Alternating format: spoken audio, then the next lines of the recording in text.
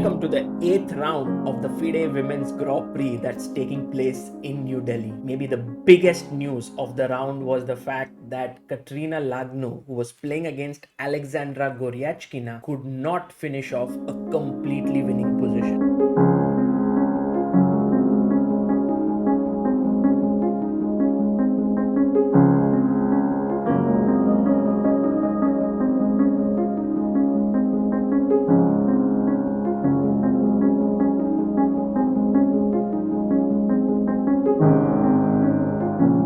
Let's just have a look at this position that was reached. Over here, white is completely better. White is a pawn up. Also, if you look at the black king, very exposed. The bishop is looking here, the queen is looking here. But that's not all. Black also has her threats. The bishop is hanging. The bishop can't really move somewhere. And there are some problems. However, the winning move here was the very stunning rook to d7, and this is what Katrina Lagno may have missed. The main point is deflection. You're threatening a mate on g7, and after you take, the g6 square is now free for the queen to enter, and you enter with queen g6. This is a very important move. Notice that bishop takes f6 does not work because of bishop e6, and there it's very difficult to make progress. However, after queen g6, a mate is threatened on f7. And if you were to play bishop e6, by the way, queen e7 does not work because of bishop takes f6. And if you play bishop e6, then I take, king goes to e8, I take, check, and you lose the queen. So in this way, the attack would have worked out, but Lagno played knight g6 check, king f7, knight h8, king f8, and surprisingly, the game ended in a draw.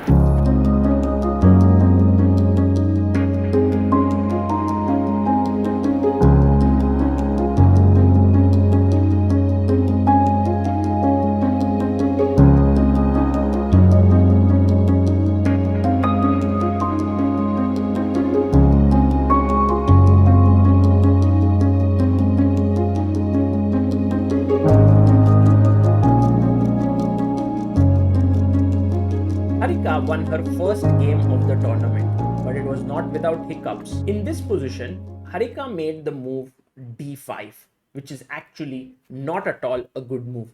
Because after knight e7, black was already better, and in fact in the game you can see how black managed to not only win a pawn but completely tie up white. And this was a clearly better position for Nino Batsiashvili. However, in the end, things started to go wrong, and Batsiashvili has shown this on a numerous occasion that she is not in control of how the game is progressing, and over here she came under a heavy attack. Harika, who's playing here, found a very nice way to finish off the game. Well, one way is of course to take the queen and then play rook f3, when it's very difficult to defend the pawn, and f6 is met with knight e6 check and winning. But Harika found the very cute knight e6 check, and after you take, rook f3, and the queen is lost. Batsiashvili resigned, and Harika registered her first victory of the tournament.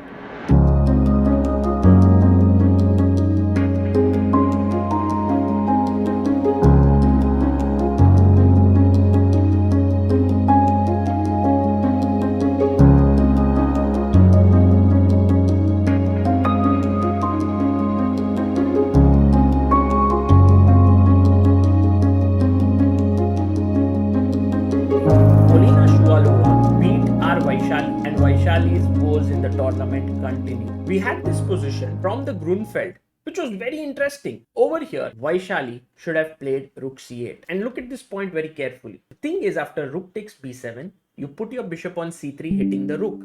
Now the rook has to go to e2, and then you move your queen to d6. And the point is that after rook takes a7, you bring your queen to f6.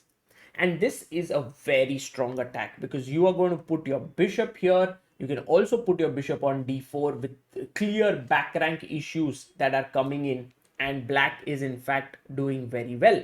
However, what Vaishali did was she played queen a5, and after rook b7, bishop c3, she went for the same line, but after queen a6, what she missed is that now if she intends to transfer her queen here, it is stopped by the move bishop c6. And with this, Shuvalova was doing pretty well. As the game went on, there was an opportunity for Vaishali here, which she got it. She played this move very nice, bishop d4. And notice the nice geometry here. If you take with the queen, there is queen e1 checkmate. And if you take with the bishop, then there is f4 was played, but if you take with the bishop, then queen g5 check leads to a mate. After f4, it was important to take on e3 here, bishop e3, f e3, and then play the move e5 when black is doing very well in this position. But instead, Vaishali went directly e5, missing that after bishop d4, e d4, just bishop b5. White was clearly better now, and white went on to win the game.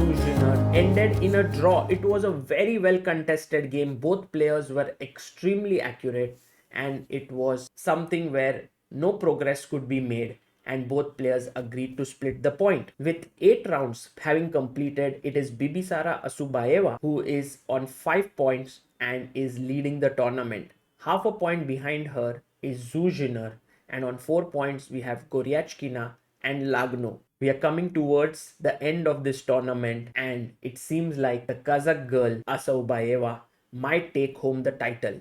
But maybe the other players have something different to say here. We will wait and watch. For now, this is Sagar Shah.